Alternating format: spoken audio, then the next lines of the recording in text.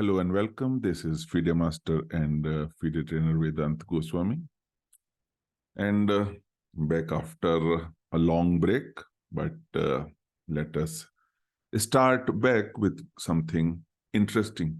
And in next few videos, in next few lessons, I will share the art of solving combinations. How to solve combinations. Combinations basically mean a series of forcing moves, checks, and captures which lead to a favorable result for one side, which is basically either winning of material or the game ending in a checkmate. So to start with that, we'll look at this very interesting position which was created by Stamma in the 17th century. A very beautiful position and something which teaches a lot about how to solve combinations, how to look for moves to start with, and how to solve the problems which come in the way. So let us look at the position. Now, it is white's move, of course. Otherwise, if it was black to may play, it is a one move checkmate.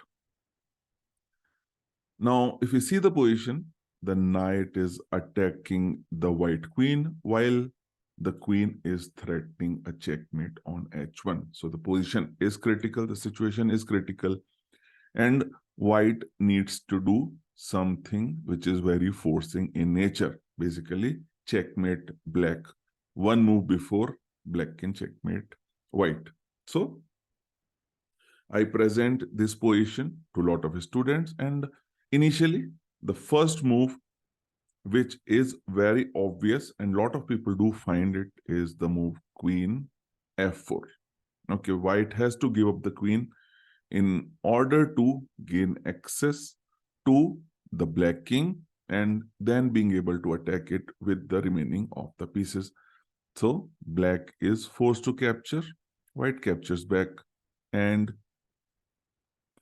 king goes to 8. Now, again, it is a time for a little bit of creativity. If you see, the rook and king are in the same line, but the A file is securely blocked with 2 pawns, and it is white's job to pry it open. And white uses a very typical tool, knight b6. So white is sacrificing a knight to further open lines against the black king. Black pawn on a7 is forced to capture it.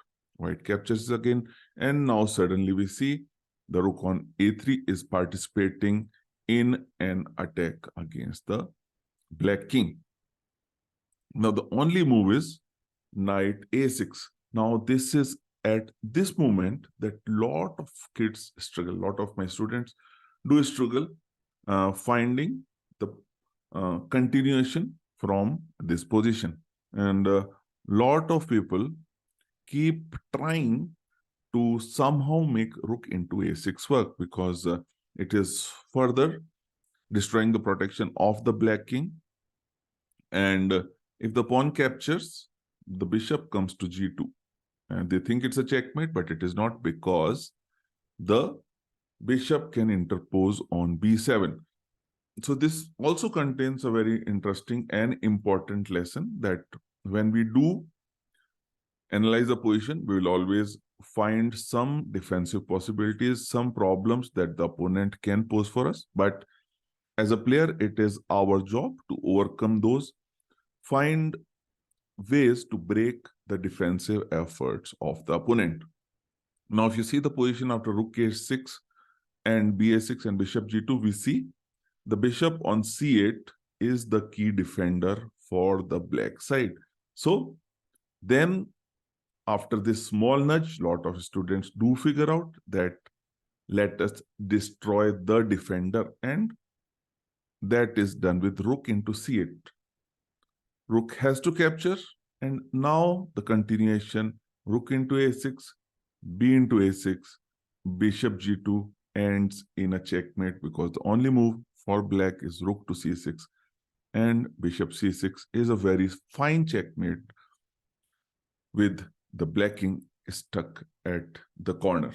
So a beautiful combination, but also a very instructive one, which tells us how to think about combinations, how to think about forcing moves, how to find forcing moves, and how to find ways to break the defensive efforts of the opponent once we have recognized that they exist. I hope you enjoyed the combination and our effort in solving it. I will conclude this video for now, and I will see you in the next one. If you do like the video, do consider subscribing to the channel and also hit the notification bell so that you are aware of the upcoming videos. Thank you so much, and I will see you back very soon.